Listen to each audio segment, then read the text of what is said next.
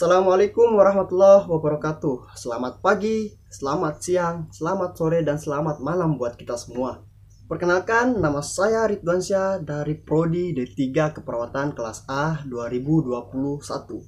Dalam kesempatan yang berbahagia ini, saya akan membahas tahara berikut memperhatikannya. Tahara sendiri artinya bersuci. Menurut hakikatnya, bersuci dengan air atau menurut hukumnya bersuci dengan tanah ketika lagi bertayamum. Adapun air yang dapat digunakan bersuci ialah hukumnya suci lagi menyucikan. Artinya bahwa air suci pada dirinya dan dapat menyucikan yang lain. Ada banyak air, ada banyak macam air, tapi tidak semuanya dapat menyucikan. Di antaranya air yang dapat digunakan adalah air hujan, air salju, air es yang telah meleleh atau mencair, ada air laut, air telaga, air kolam, air sungai, dan air sawah. Kemudian air mustamah yang terpakai. Mari kita masuk ke praktek wudhu. Perintah wajib berwudhu bersamaan dengan wajib sholat 5 waktu.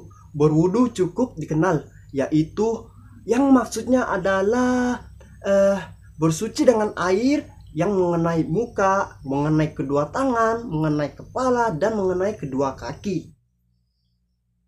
Langsung saja kita masuk ke praktek wudhu. Yang pertama dan yang paling utama kita lakukan adalah baca basmalah terlebih dahulu. Bismillahirrahmanirrahim.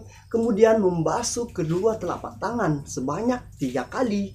Dan berkumur dan memasukkan air lalu mengeluarkan dari hidung sebanyak 3 kali. Setelah itu kita membaca niat lalu membasuh muka sampai mengenai seluruh wajah kita, seluruh muka kita nih sebanyak 3 kali juga.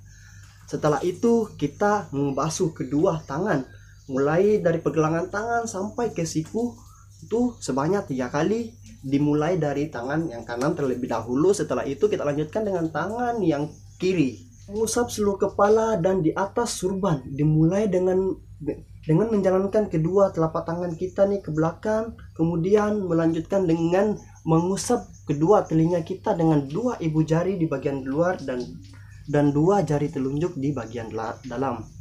Kemudian yang terakhir ini ya teman-teman, mengusap kedua atau membasuh kedua kaki kita beserta kedua mata kaki dengan 3 kali dan celah-celah hingga ke celah-celah kaki kita dimulai dari kaki kanan kemudian dilanjutkan dengan kaki kiri kita.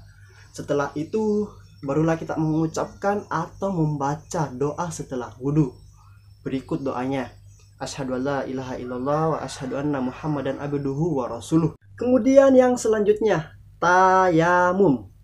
Tayamum menurut bahasa adalah sengaja, sedangkan menurut syara adalah sengaja dilakukan, yaitu menggunakan tanah atau debu dengan mengusap muka dan kedua tangan kita ini dengan maksud untuk melaksanakan atau melakukan sholat dan lain-lain. Dibolehkan bertayamum bagi yang berhadas baik kecil maupun besar, baik dalam keadaan mukim atau menetap atau dalam keadaan musafir, yaitu berpergian, jika mengalami salah satu sebab-sebab seperti tidak mendapatkan air atau di tempat itu memang tidak ada air, contohnya seperti di gurun pasir, atau airnya ada tapi tidak mencukupi untuk bersuci. Orang yang sakit itu diperbolehkan untuk bertayamum jika memang dia memiliki luka yang tidak boleh terkena air, ditakuti dengan sebab nanti lukanya malah bertambah. Langsung saja kita masuk ke cara bertayamum.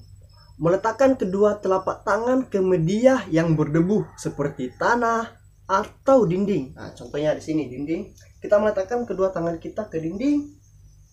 Kemudian ditiup dengan niat karena Allah Ta'ala dan membaca basmalah. Kemudian mengusap muka dengan kedua tangan kita nih.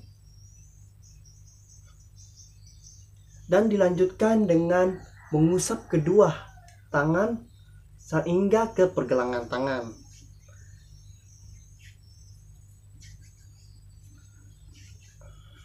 Nah, setelah itu kita membaca doa setelah bertayamum. Kemudian yang terakhir nih teman-teman, mandi, yang artinya meratakan air ke seluruh tubuh. Ada beberapa sebab-sebab mandi wajib di sini. Nah, yang pertama itu adalah keluar mani dengan syahwat, hubungan kelamin tentunya pasangan suami istri, dan terhentinya haid dan nifas, kemudian meninggal dunia mayat, dan yang terakhir ini adalah orang kafir masuk Islam atau mu'alaf. Di sini saya tidak mempraktikannya secara langsung, tapi saya akan menjelaskan cara-caranya.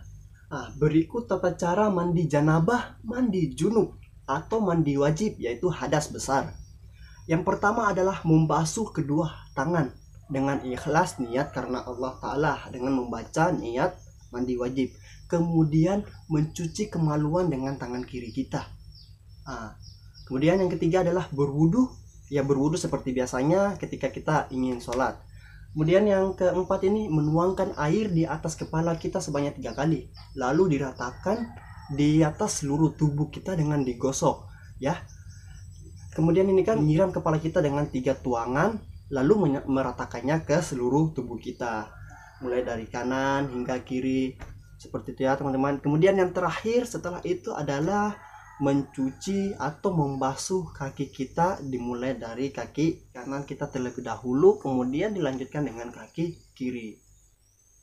Dan setelah itu adalah membaca doa. Ya, kita akhiri dengan membaca doa setelah mandi wajib, yaitu doanya seperti ini. Oke teman-teman, setelah menyaksikan penjelasan saya mengenai tahara dan beberapa cara untuk melakukannya, saya harap kalian semua dapat paham dan dapat mengambil makna dari video penjelasan saya barusan. Jangan lupa seperti biasa teman-teman, kalian meninggalkan jejak ya di kolom komentar. Mungkin seperti itu saya akhiri, semoga bermanfaat. Akhirul kalam, subhanakallahumma wa bihamdik, asyhadu an la ilaha illa anta, astaghfiruka wa atubu ilaik. Wallahu muwaffiq ila aqwamit thoriq, wallahu a'lam bisawab. Assalamualaikum warahmatullahi wabarakatuh.